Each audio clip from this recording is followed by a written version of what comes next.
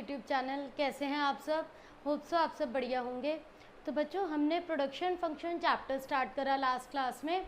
उसमें मैंने आपको लॉ ऑफ वेरिएबल प्रोपोर्शन का कंसेप्ट क्लियर करा कि लॉ ऑफ वेरिएबल प्रोपोर्शन को लॉ ऑफ वेरिएबल प्रोपोर्शन क्यों कहते हैं। बिकॉज फिक्स फैक्टर्स क्या रहते हैं बच्चों? कांस्टेंट रहते हैं। हम सिर्फ वेरिएबल फैक्टर का इफेक्ट पढ़ते हैं। एंड उसके बाद मैंने आपको ये बताया उन तीनों स्टेजेस के रीजंस क्या हैं, वो तीनों स्टेजेस अराइज क्यों होती हैं। After that the topic is बच्चों रिलेशन बिटवीन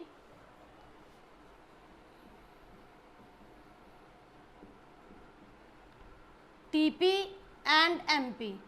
टीपी एमपी का रिलेशन, वैसे लॉ ऑफ वेरिएबल प्रोपोर्शन में मैं आपको ये ऑलरेडी करवा चुकी हूँ। दो डायग्राम्स में हमने करा था, टीपी और एमपी का इफेक्ट देखा था। डिफरेंट यूनिट लेबर की लगाने से क्या इफेक्ट आता है। अब मैं एक सिंगल ग्राफ में, एक सिंगल डायग्राम में आपको दोनों का इफेक्ट एक्सप्लेन करूंगी। तो पहले बच्चों इसका आप स्केड्यूल देखिए। इसका स्केड्यूल क्या होगा? फिक्स फैक्टर आप लैंड लेंगे जो कि कांस्टेंट रहेगी। फिक्स फैक्टर लैंड कांस्टेंट रहेगा। वेरिएबल फैक्टर में हम लेबर लेंगे। आप 0 से इंक्रीज करना स्टार्ट करेंगे। 0, 1, 2, 3, 4, 5 एंड 6। टोटल प्रोडक्शन, जब लेबर 0 है तो टोटल प्रोडक्शन भी क्या होगा? 0। 1 यूनिट लेबर पे 10, 2 यूनिट लेबर पे 30, 3 यूनिट लेबर पे 45, 4th यूनिट लेबर पे 52, 5th यूनिट लेबर पे ये क्या हो जाएगा? Total production constant. और 6 लेबर लगाने से हमारा प्रोडक्शन क्या हो जाएगा? डिक्रीज हो जाएगा। फाइन। अब बच्चों एमपी की कैलकुलेशन मैं आपको ऑलरेडी बता चुकी हूँ। एमपी की कैलकुलेशन किस टाइप से होती है? Difference of TP is known as MP. तो यहाँ पर ये क्या रहेगा? फर्स्ट पे 0, यहाँ पर 0 - 10, 10।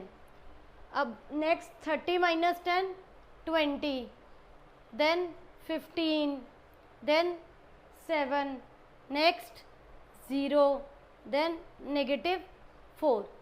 नाउ सी, हम इसको एक सिंगुलर डायग्राम में इसे कैसे स्टडी करेंगे, क्योंकि टीपी एमपी को हम इनिशियली डिफरेंट डायग्राम्स में पढ़ चुके हैं। अब मैं आपको ये एक सिंगुलर डायग्राम में बताऊंगी। यहाँ पर बच्चों आप यूनिट्स लेंगे लेबर की 1, 2, 3, 4, 5 एंड 6।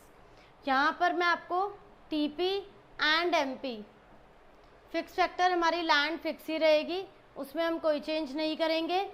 टीपी एमपी को आप यहाँ पर लेंगे बच्चों 10, 20, 30, 40, 50, 60, मैक्सिमम आप यहाँ तक लेंगे।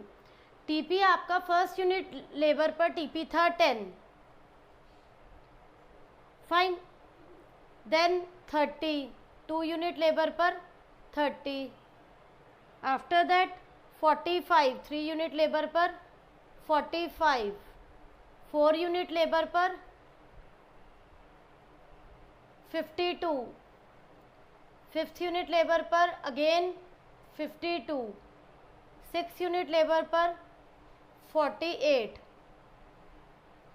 तो this is TP curve. Now is the turn off MP curve. First unit labour पर 10, देन 20, 2 पे 20, 3 पे 15, 4 पे 7, then 0 and then negative. This is the shape of MP curve. This is MP and this is TP. With the help of these figures I have drawn TP and MP in single diagram. ठीक है बच्चों, law of variable proportion में भी मैंने आपको यही topic explain करा था। वहाँ हमने ये फिगर्स को 2 डिफरेंट डायग्राम्स में करा था। बट व्हेन इट कम्स कि आप रिलेशन की बात कर रहे हैं तो आप सिंगल डायग्राम में शो करेंगे। तो टीपी एमपी का रिलेशन कैसा रिलेशन है? फर्स्ट स्टेज में जब तक टीपी इंक्रीज हो रहा है, टीपी इंक्रीज हो रहा है बच्चों, MP is also increasing. This is the first stage. यहाँ पर ये इंक्रीज हो रहा है। ठीक है, ये कहाँ तक इंक्रीज होगा?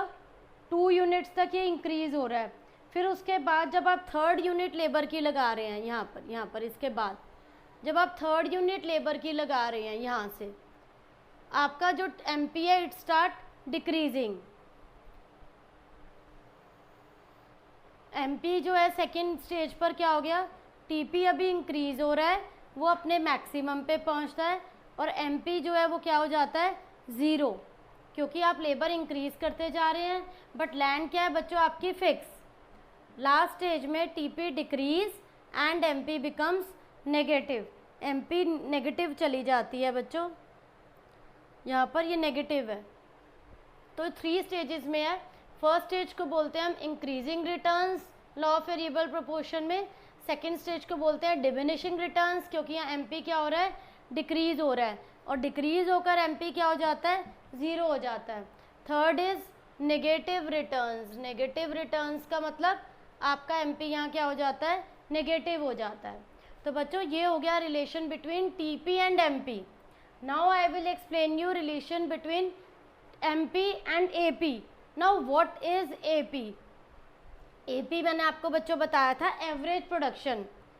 टोटल प्रोडक्शन को हम नंबर ऑफ यूनिट से अगर डिवाइड करते जाएं, आपका आ जाता है बच्चों एपी। तो अब आप यहाँ पर एपी की फिगर्स कैलकुलेट करिए।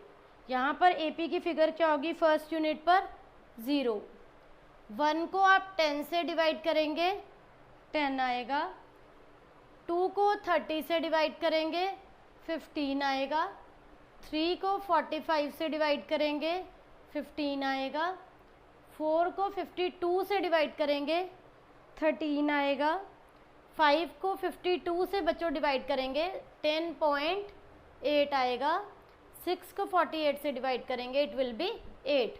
तो these are the figures of AP. जैसे हमने बच्चों टीपी एमपी को स्टडी करा है, अब हम इसके बाद देखेंगे एपी और एमपी का रिलेशन कैसे बनता है। फाइन, अब हम बच्चों इसको डायग्राम फॉर्म में देखेंगे कि एपी एमपी का रिलेशन कैसे होता है। तो देखो बच्चों यहाँ पर एपी एमपी की फिगर्स आपको पता चल चुकी हैं। अब आप इसको ड्रॉ कीजिए। फर्स्ट यूनिट पर आपका एमपी आ रहा है 10 बच्चों, फर्स्ट पे एमपी आ रहा है 10, देन एमपी आ रहा है 20, 2 यूनिट पे आ रहा है 20, 3 यूनिट पे आ रहा है 15, 4 यूनिट पे आ रहा है एमपी आपका 7, देन 0 एंड देन नेगेटिव। तो this is the figure of MP. Fine, अब आप बनाइए एपी की फिगर्स। फर्स्ट यूनिट पे आपका एपी है 10, देन सेकेंड यूनिट पे है 15, थर्ड यूनिट पर एपी है अगेन 15, फोर्थ यूनिट पर एपी इज 13,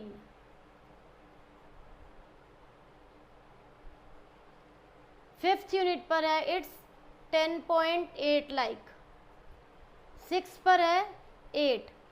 मतलब इन पॉइंट्स को मैं ज्वाइन कर रही हूँ बच्चों। This is the shape of AP.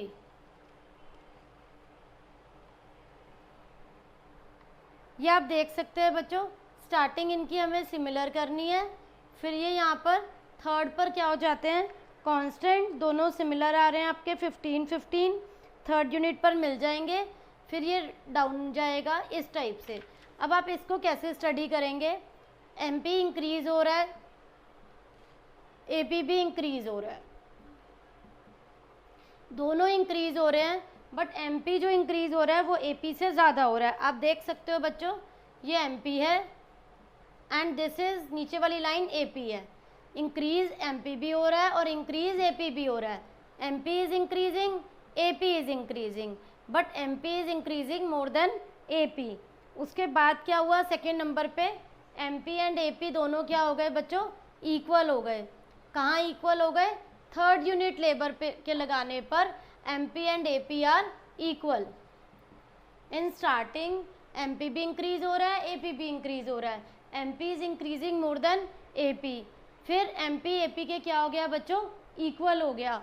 Then third में क्या है, अभी भी जो एमपी है वो डिक्रीज हो गया आपका, एमपी डिक्रीज हो गया और एपी भी डिक्रीज हो गया, बट एमपी जो है उसका डाउनफॉल ज़्यादा है। एमपी का इंक्रीज भी ज़्यादा था, ग्रेटर देन एपी था एमपी का।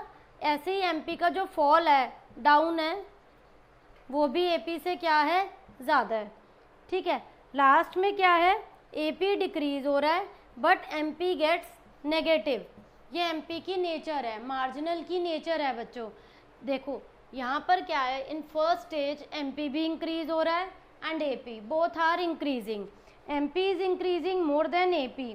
फिर आपने क्या करा, जब थर्ड यूनिट लेबर की लगाई, here MP is equal to AP, marginal and average both are equal. After third unit of labour जब आप फोर्थ या फिफ्थ लेबर लगाते हैं, एमपी भी डिक्रीज हो रहा है, एपी भी डिक्रीज हो रहा है, बट जो डाउनफॉल का रेट है यहाँ 7 का डिक्रीज है और यहाँ 2.2 का डिक्रीज है, तो एमपी डिक्रीज मोर देन एपी।